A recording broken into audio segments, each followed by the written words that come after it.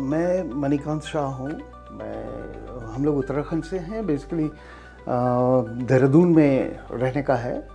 मेरी वाइफ को Archana Shah, doctor Archana Shah, she is a professor in home science वहाँ गढ़वाल यूनिवर्सिटी में। इनको 15 साल पहले करीब ये पार्किंसंस का दिखने लगा था। My name is Archana Shah.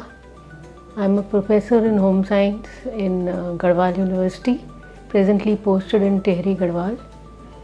And I first felt the symptoms in 2010, and it was diagnosed as Parkinson's disease. I have been managing the symptoms तब से, and अब ऐसी स्थिति आ गई थी कि जिसमें मेरे को इंडिपेंडेंट रहना मुश्किल होने लग गया था। मूवमेंट्स बहुत स्लो होने लग गए थे और कपड़े पहनने में थोड़ी सी मुश्किल, टर्न अराउंड करने में, और वो दीवारों का सहारा लेके चलना, और ये बढ़ते जा रहा था। और मेडिसिन जब लेती थी तो डिस्काइनेसिया एक सिचुएशन होती है जिसमें बहुत ज़्यादा एक्टिव होने लगता है पेशेंट, और डिस्काइनेसिया शुरू हो गया था जिसकी वजह से ये इनवॉलंटरी मूवमेंट होती हैं। अर्चना जी जब हमारे पास आई थी तो इनको एडवांस्ड पार्किंसंस थी। ऐसी स्थिति में उनके बॉडी में शेकिंग बहुत ज़्यादा हो रही थी, इस तरीके के डांसिंग मूवमेंट्स हो रहे थे, कभी दवाई असर करती थी, कभी नहीं करती थी। हमें लग रहा था ये मेडिकेशन बढ़ते बढ़ते बढ़ते कहाँ तक जाएगा, तो we were a little in अ टिजी कि अब क्या किया जाएगा, इसके आगे मेडिकेशन कितना ज़्यादा तक जाएगा। तो टीबीएस एक आंसर था। इनको हो सकता था कि अपने प्रोफेसर हैं तो लेक्चर लेने में वगैरह में दिक्कत होती। ड्राइविंग इन्होंने 10 साल पहले छोड़ दी थी, तो बहुत कम थोड़ा जाती थी।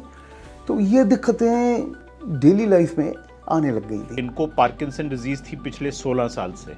तो इनका जब पार्किंसन डिजीज़ शुरू हुई, इसको हम यंग ऑनसेट पार्किंसन डिजीज़ कहते हैं, क्योंकि ये उस टाइम पे तकरीबन 44-45 ईयर्स की थी।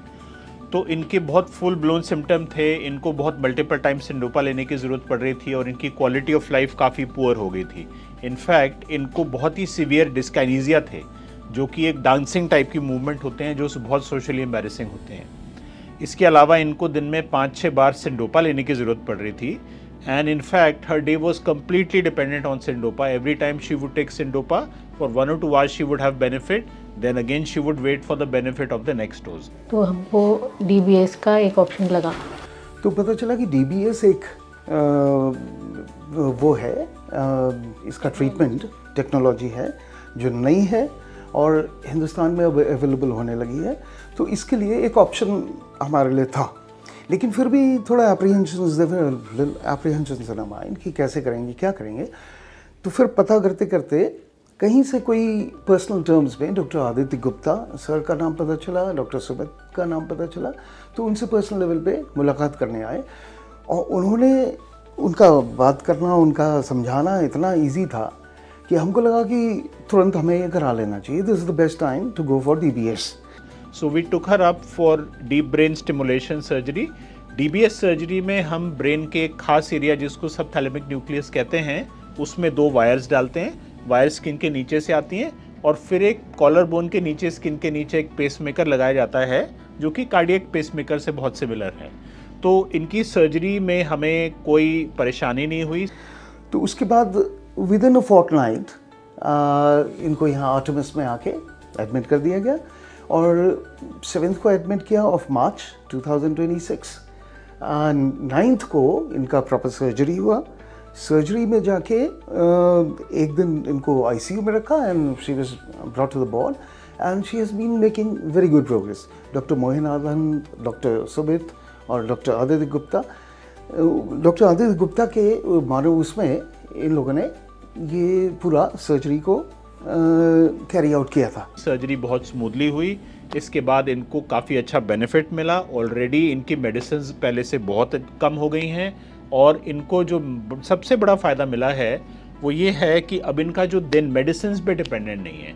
हालांकि ये बहुत लो डोज मेडिसिन लेती हैं, बट इनको कंटिन्यूसली बहुत अच्छा इफ़ेक्ट मिल रहा है, और इनकी क्वालिटी ऑफ लाइफ पहले से बहुत अच्छी है। which is I'm very much satisfied, very much happy. अभी हम डॉक्टर सुमित से मिल के आए हैं, डॉक्टर मोहितानंद से मिल के आए हैं। उन्होंने अभी चीज़ें इनको जो DBS के लिए जो चार्जेस वगैरह देते हैं, जो पल्स रेट्स बढ़ाने के लिए वो होता है, तो उसको करके थोड़ा थोड़ा स्टेबलाइज हो रहा है। And I am very happy, very convinced, very satisfied कि जो हमने DBS किया, आई थिंक हमें 7 to 10 years इनको इंडिपेंडेंट लिविंग के लिए और मिल जाते हैं।